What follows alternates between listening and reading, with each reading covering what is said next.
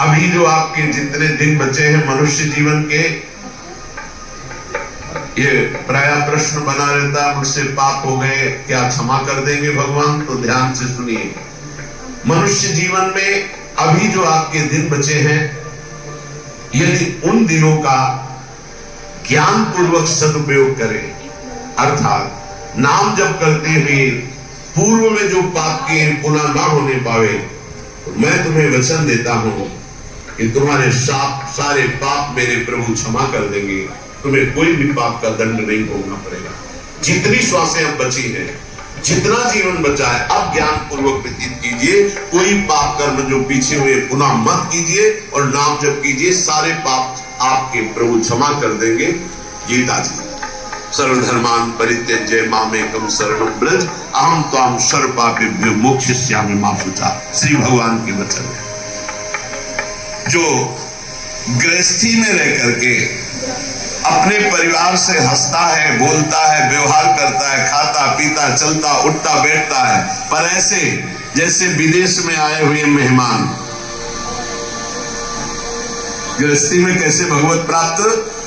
बोले जो अपने परिवार के साथ हंसता है, खाता पीता बोलता व्यवहार करता है, बढ़िया सब वैसे ही, लेकिन वो वैसे जैसे किसी मेहमान के यहाँ गया, उसको पता है रहना नहीं, देश बिराना है, ये भी छूटेंगे, शरीर भी छूटेगा, जाना है, मुझे प्रभु के पास जाना है, क्योंकि वो अपने परम प्रिय सखा प्रभु को हृदय में निरंतर चिंतन करते हुए ऊंची स्थिति को प्राप्त है कि मुझे भगवत प्राप्ति करनी है।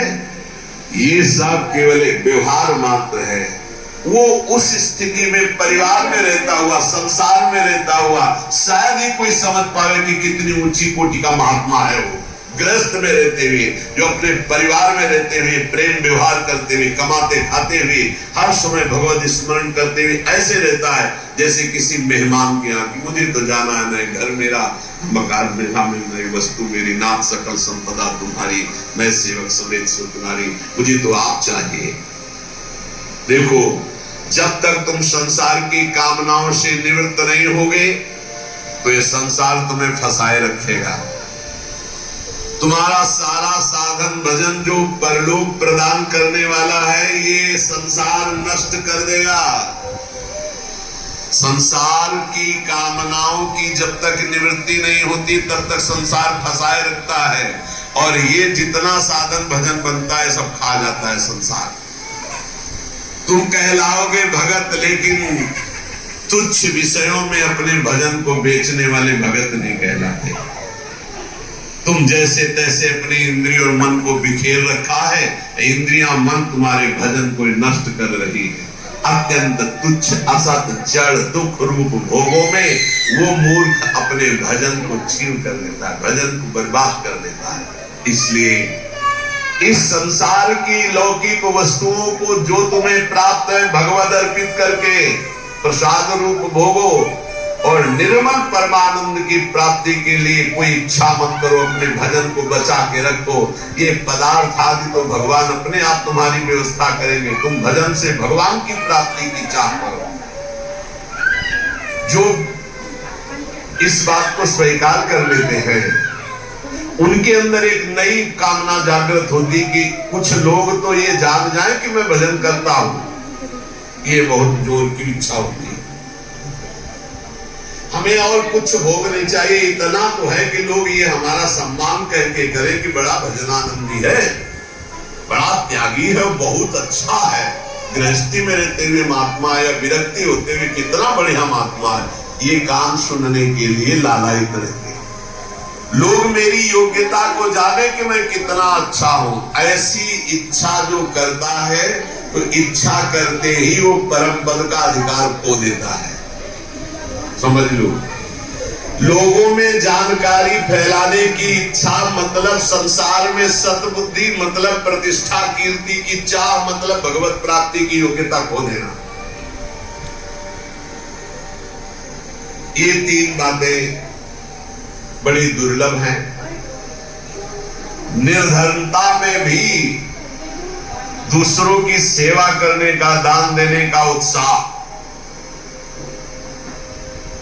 एकांत में पापाचरण न करने की दृढ़ भावना, ये बहुत कठिन बातें, बहुत कठिन बातें। निर्धनता में भी दान देने का, दूसरों की सेवा करने का उत्साह, एकांत में कभी पाप न करने की दृढ़ भावना, और जिससे भय लगता है तो पाखंड एकदम भी कहा जाता है। इससे पाप की प्रवृत्ति होती है। पाखंड से बचे और पाखंडी लोगों से बचे, खुली बात है। जो असत्य में भोग सुख प्राप्त करना चाहता है वो पाप के बिना रह नहीं सकता। ऐसे पाप का आचरण करने वालों का संग बिल्कुल नहीं करना चाहिए।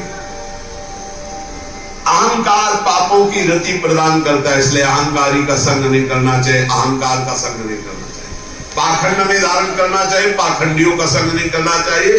असत्य के भोग की लालसा पाप करवाती है और असत्य के भोगों में रत पापियों का संग नहीं करना चाहिए। अहंकार ही भोगों में रत कराता है, इसलिए अहंकार नहीं अंदर आने देना चाहिए और अहंकारियों का संग नहीं करना चाहिए।